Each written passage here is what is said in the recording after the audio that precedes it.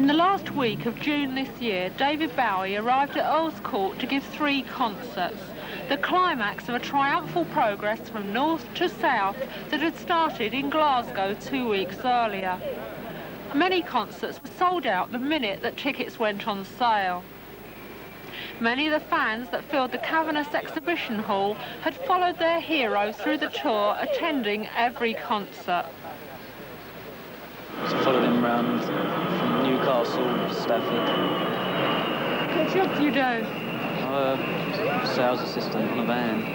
How do you fit it in with working? Well, I had to have a week's holiday. I was going to take a week off, but I didn't in the end. Most people on a week's holiday in the summer would go on holiday, and yet you're spending your time around Earls Court. Yeah, this is what I'd rather do. Why do you travel so far to see David Bowie? There'd been programmes about it's the climax of my year to see Bowie. Yeah? That's it, yeah. Why is he so much better than everybody else? Well, he's just the tops. I can't explain. He's such a wonderful performer in every way. No other rock musician has this kind of intense relationship with his followers. To try and understand it, we went to Earls Court on the second night and talked to the fans, to some of Bowie's colleagues, and to the man himself. Now Ziggy played guitar, jamming good with Weird. David Bowie first really hit the headlines in the spring of 1972 when he performed as his most celebrated character, Ziggy Stardust, a mythical rock star. Then we were Ziggy's band. With his lurid hair, amazing clothes, and self-proclaimed bisexuality, he was light worlds apart from every other rock star of the time. But long before Ziggy played guitar, David Bowie, born David Jones in Brixton, 1947, had been slogging away at the pop scene. In 1966, he supported The Who, then called the High Numbers, with his band Davy Jones and the Lower Third. 1966 too was the year he became David Bowie. He had decided that he would never be just another rock and roll singer, and since has always looked for ways of creating rock theatre, principally through a range of characters devised over the years and starting with Major Tom, the luckless hero of his first successful single, Space Oddity, released in 1969. This is ground control to Major Tom. You've really made... Space Oddity made David Bowie a star, but he found himself unable to cope with the hassles that accompany success in pop, and he retreated temporarily from the spotlight to run the Beckenham Arts Lab. For the next 8 years, he was to use his characters almost as a shield to hide behind, and fame and stardom are subjects that he has returned to again and again in his work. 2 years later, in 1971, he re-emerged with new management, Mainman, and a new band with Mick Ronson, and an album, The Man Who Sold the World. This was the turning point for Bowie. It was followed by Hunky Dory, released in December 71 and well received by the critics. In the earlier days, when he had to make an impact to become well known, I think it was more contrived. I think he's balanced that out a lot more the older he's gone.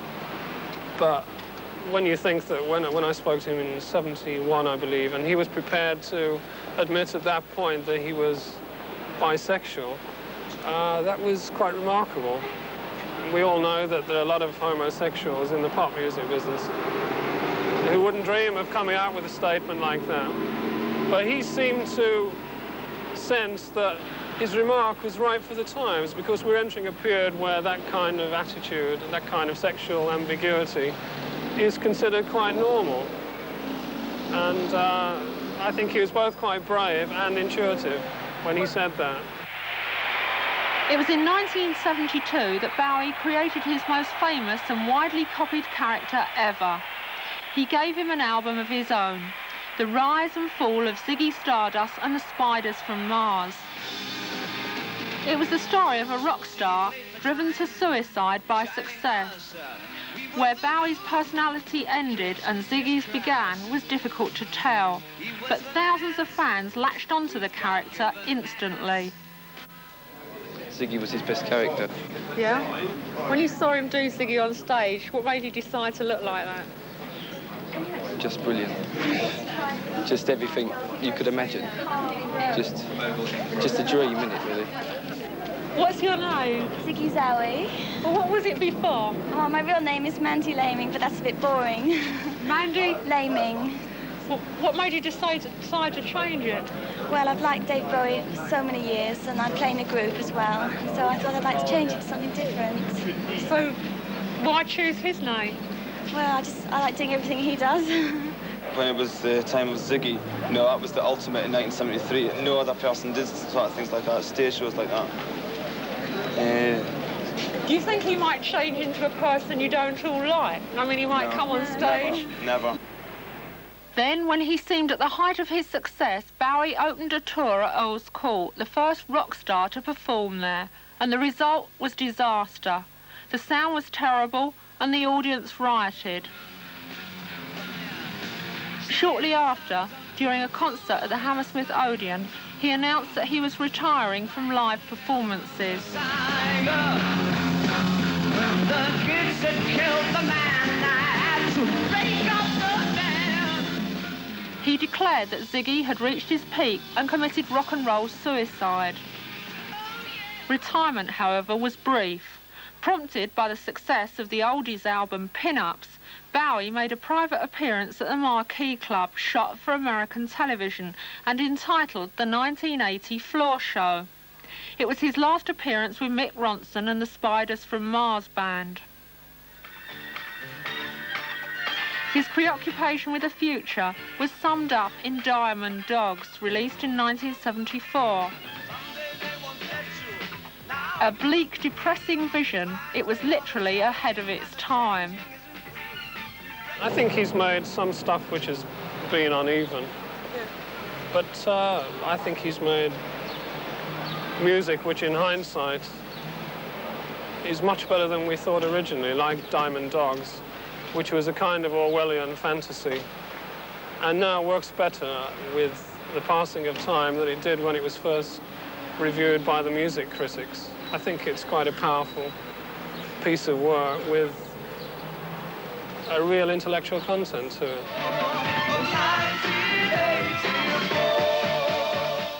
David Live was released as he went through a period of touring America and was in poor health.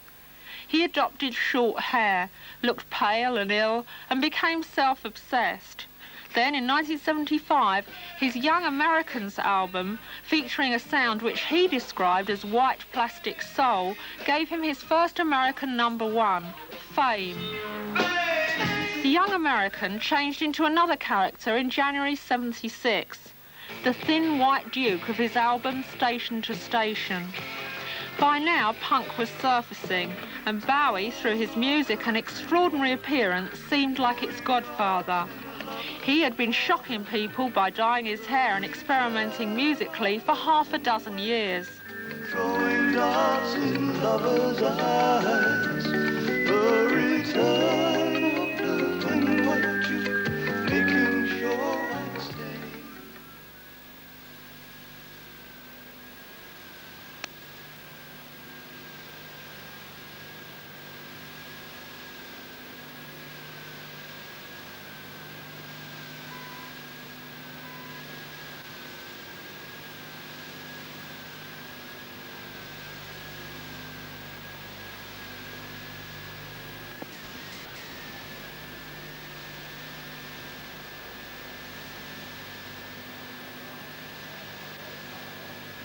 We've handed song sheets out today of an old English hymn, which I'd like you all to try and attempt to sing for a friend of ours.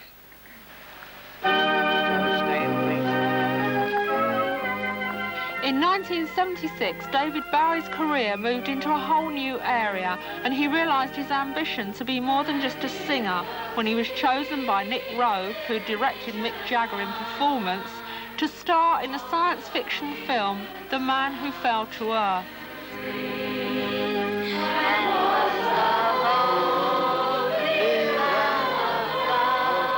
In it, Bowie Bowie plays Thomas Jerome Newton, a person from another planet who crash lands in America and is unable to cope with what he finds there. The part suited Bowie's way of appearing subtly more bizarre than anyone else perfectly. Yeah, it comes to the act of casting of someone. I don't like having a figure in mind when I'm working on the script. That was one thing. And after I'd completed the script with Paul Marsberg, we then looked at it and thought, who is this man? You know, who is this man? And I thought, there is only one person that really kept on coming to mind, and that was Bowie.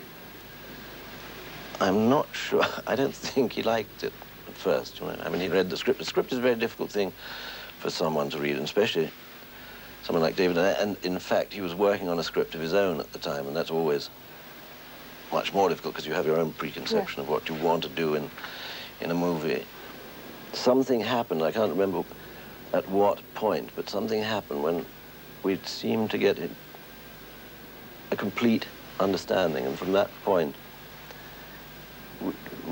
we arrived in a position where the question's got to come, well, will you do it? And he just said, yeah, don't worry about it. Yes, I want to do it. It's not that I don't trust you. Bowie returned to England in the summer of '76, sporting a whole new image for his Wembley concerts, the first here since 1973. Dressed like a German waiter in black, white and grey, his show was brilliantly staged with white light forming a backdrop. It was the most exciting performance seen here in years. Hundreds of fans arrived dressed as Ziggy, only to discover the master was one step ahead. By night 2, the audience was full of new lookalikes. His next 2 albums, Low and Heroes, were made with Brian Eno from Roxy Music. They were full of subtle electronic sounds, and although they didn't sell as well as his earlier work, they brought Bowie critical success. He was now living in Berlin and studying German culture. It was there with actor-turned-director David Hemmings that he made his next film, not yet released, entitled Just a Gigolo. His co-star was Marlene Dietrich. Well, actually, it is the story of a young, rather vulnerable young man who goes to World War I in the hope that he will be able to be a hero. He comes from a Prussian military background. He really wants to be a hero. It is his destiny. And he fails throughout the whole picture. And the trouble was, we wanted somebody who could be passive, but also active. It is a passive role, and yet we didn't want somebody who was just going to walk through it and be a total observer. And we looked at a lot of people, and somebody in Rome suggested that David might be a great idea. I thought it was a good idea. Went to see David in Montreux, and we sat down, talked about it, talked it through. I made a lot of ideas up off the top of my head, and so did he, and pretended we'd thought about them all along. And we had a terrific meeting. And it just, from that meeting, we decided to do it. David decided that he did want to do it. And from then on, that was it. So Gigolo has become another of Bowie's characters for his fans to copy. I mean, you see, I always thought of David as an actor anyway. I mean, fundamentally, he has played roles, and his music has reflected the roles, and the roles have continued. And I suppose in the future, or now, Gigolo may have had an effect on that. Certainly, if you count the 7 different stages from Ziggy through to Gigolo, including Man Who Fell to Earth, then Gigolo is another persona, if you like. In the light of Bowie's widely publicised remarks on fascism, it was an obvious worry that a role like this might be interpreted as showing an unhealthy obsession with Nazi Germany. Hemmings took this into account. It happened already to have been a concept of mine that we would never see a swastika in the picture, and we would never refer to it in that way. And also the attack of the picture is from a completely different standpoint. I mean, here is an actor giving a very, very, very well-developed and extremely classy performance, which starts terribly, terribly sympathetically and naively, and grows and becomes more cynical as the film progresses, which is a hard task for an actor, particularly on a second major feature. And I mean, he did incredibly well. And I mean, I think that the audience, when they go to see it, because of the difference in nature of the picture, will again not reflect so much about David as a rock and roll performer, or indeed as the man who fell to earth kind of character. I think he plays the character in the film, and in the context of the film is an actor playing that role, is the character, in fact. Well, I've had the outfit for ages, really. It's just built up from sort of a long time ago. I just put it together when I saw of his new film, really. It's just the only reason I wore it, because I didn't think anyone else would. They'd all be copying him as he is on stage. When he was in The Man Who Fell to Earth, did you copy the way he looked in that? I had red and blonde hair and sort of green duffel coats and that kind of thing, but then I sort of got fed up at dyeing hair, and sort of as he sort of matured, you sort of grow out of it and want to sort of stay with him, so I just carried on doing that. So this is your new look? For concerts. What job do you do? Hairdresser, so... Have you come on a train like that today? Yeah. You came on the underground dressed like that. Did you get a bit of stick from the other passengers? I mean... I sort of look at you a bit, wonder where you're going. As the fans assemble, we'll take a break. We'll return in a moment with a backstage chat with their idol himself and, of course, his music.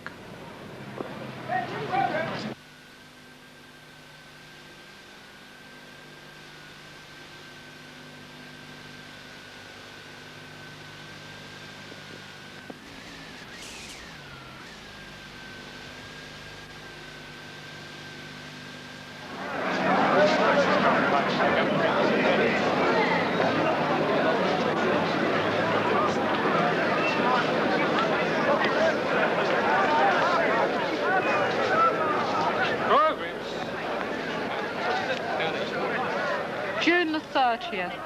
2 weeks earlier, Earls Court has been sold out for another rock superstar, Bob Dylan.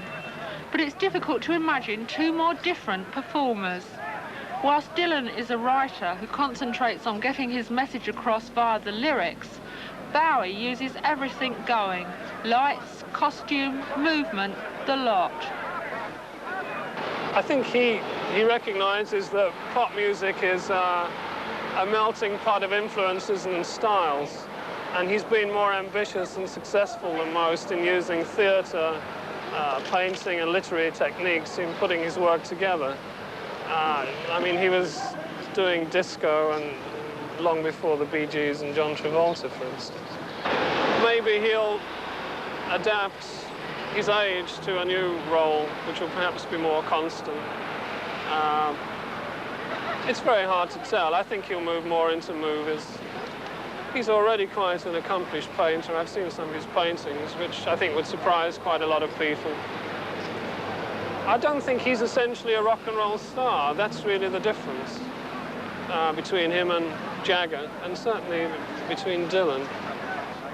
Whatever Bowie's ultimate ambitions may be, his following seems assured. It's more than obsession, you know, it's not an obsessive thing. I think his fans stay very faithful to him. He's not the largest selling artist, you know, but his fans are among the most faithful, you know, and once possessed, people do stay. And you've come to all the concerts? London and Newcastle and Stafford one.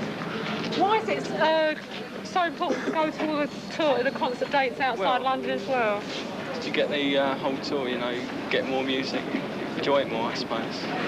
It must have cost you quite a lot of money. Quite a lot, yeah. About how much could you get? About just over £300. Just over. £300? Yeah, and clothes, tickets and hotels and all that. I think he attracts the punks because they like the idea of somebody who's in a constant state of change and also doesn't represent the hippie period. I think the thing is that when Bowie first came out in the 70s, he was such a relief from all the earnest, rather boring music that was happening and the kind of po-faced attitude that existed on the pop music scene. I'm sure that next time he plays here, we'll see the boys wearing those very floppy pants. They'll be 2 years out of date then, of course, but I think it's the fashionable aspect that attracts a lot of them. Not all of them, because I think there's... we mustn't forget, I believe, that there's quite a high intellectual content, I believe, in Bowie's music. You see him on stage and, you know, you're sort of an example. You'd like to follow him, you know. I don't know, he's ahead of everyone else, so you'd like to be there with him, I suppose, even though it's his own idea. You think he's ahead of punk, or he just completely... He's about 6 years ahead of it, I suppose, yeah. They dress up more, I suppose, to look like him, whereas in others they don't. Why do you think they want to look like him? Wouldn't you? And what did it feel like dressing the same as him? Well, there's so many people there, you just feel like a penguin, really. So there's so many lookalikes there. What do you think he'll do next? Couldn't tell you. No one knows. I mean, just like you didn't know he'd be like he is now, did you? No one knows what he's going to do. Is that part of the attraction? Yeah. That's what keeps you liking him. So. And I think it's much more exciting for an audience to have that kind of association with somebody that they really can't touch or understand completely than it is with somebody who's a lot more open and immediately communicative and tells you all about their lives every day and does that. Do you think you'll ever meet him? I hope to.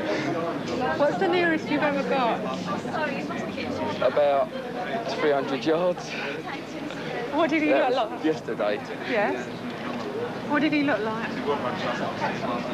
What you see in the pictures, just in the books. Never get as close as you want to. Do you think that's all part of the mystery, though? Yeah, I'd love to meet him. David, hi. Nice to meet you. Nice to meet you. Can I just ask you something? When you go on stage tonight, what's the first impression that you want to make in people's minds? Because you come on stage the same time as the band. Yeah. And then you do a very slow number. I don't think I come out with any intention of... I've been eating Stilton. Do I smell like it? No, not at all, my dear. No port, though. No port. I don't think I come out with any intention of impressing anything on their minds. There are people here who've come every night of your tour to see you. And when you're on stage, I've noticed there are gestures and things that are almost as if you know that they're... I recognise it. Yes, I recognise a lot of them. Yeah. Really? Yeah. There are people there... Their faces become indelibly... Earth is that? The underground. This is Earls, of course. It's my support act. How would you say that your act's changed from the one in '76? I mean, that was very monochromatic, yeah, wasn't it? Very austere. I think really this is not so much an act, really. It's more sort of a performance of songs, really. Do you think it seems a very happy thing? You seem very happy doing it. Yes, I am. Did you realise I was this tall? Yes. I'd heard rumours. Yes, it's preschool milk. Do you see the way the people out there, how their appearances are changing during the tour? I mean, when they first saw you... It's quite amazing because there's all 7 characters that I've created are out there somewhere. I see a man who fell to earth and a Ziggy Stardust and a Thin White Duke and at the moment a lot of sailors' hats and things. That's incredibly endearing. Are you aware of the consequences of things that you do and say? I mean, is it possible to be relaxed, to act in a spontaneous way when everything you wear can be suddenly picked up by... Well, it is at the moment because it's not that sort of outrageous, really. I mean, everybody wears plastic, don't they, now? But... Garbage bags, really. When you were thinking about what to wear on this tour, did you think of what it would look like translated onto thousands of fans? Or... I just wanted something very simple, you know, a simple outline. Yeah? So what we're wearing tonight... And what about the changes in your clothes during tonight's performance? Well, these get sweaty, so I put on another lot. I wondered how much weight you're losing every night. About 3 pounds a night. Really? Yeah. After this, you're going on to make another film. Yes. Do you think your work now is going to move off in another direction? I don't think so. I hope to widen it, really. I mean, I obviously want to continue making music. I like to... this performance on this tour has been somewhat of an eye-opener because I've really enjoyed just performing songs and not having the commitment of having to be a character, which has made it less of a strain than it normally is. You seem really happy on stage to go through the old songs and to do them in a new way, and everybody obviously in the audience Yes, goes along with it. Yeah, I'm having a very good time. But what, can you tell me why it is, though, that your fans are happy to go along with your changes? Do you know what I mean? There are other performers that the fans... Better ask them, I think. Yeah, they all seem happy to spend 300 quid and come and see you on tour. Yes. Is that how much my tickets are now? No, that's how many concerts they've been to. I know, it's quite amazing. Yeah. Incredible. Just a Gigolo is going to come out in the autumn. Yes. What do you think how do you think people react to that? I mean, how would you like them to react? I don't know, I haven't seen it. I don't usually see rushes when I'm filming, so I really don't have any real idea of what the film's like. David Hemmings said you put everything you had into it and you were totally professional as an actor. Cool. Do you think that's a compliment? Yes, it is. Very much so. I mean, do you see acting taking over more and more of your time? No, directing maybe. Let's get behind that thing. Yeah, sorry. Time to do a show. All right, okay. Time to do. You coming up with me? I'm not allowed to go through the door. It's the Berlin Wall, mind. When do you think you'll come back and perform on stage again? I mean... About 45 minutes. No. Do another tour in this country. Possibly a little tour next year. Very simple one. Yeah. But definitely a big tour in 2 years' time.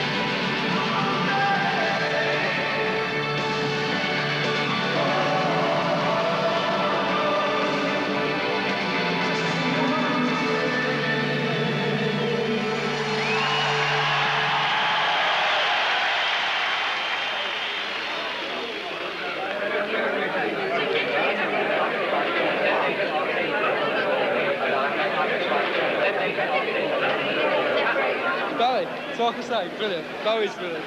Magnificent. What do you think of it, Sam? It's terrific. Have It's you tremendous. seen any other performances on this tour? No, not on. Well, it came last night, but that's about it. Yeah. But it's tremendous. What are Isn't the it good? differences between tonight and last night? None. It's just super for me. And it's the best concert I've seen. I came last night. It's actually superb.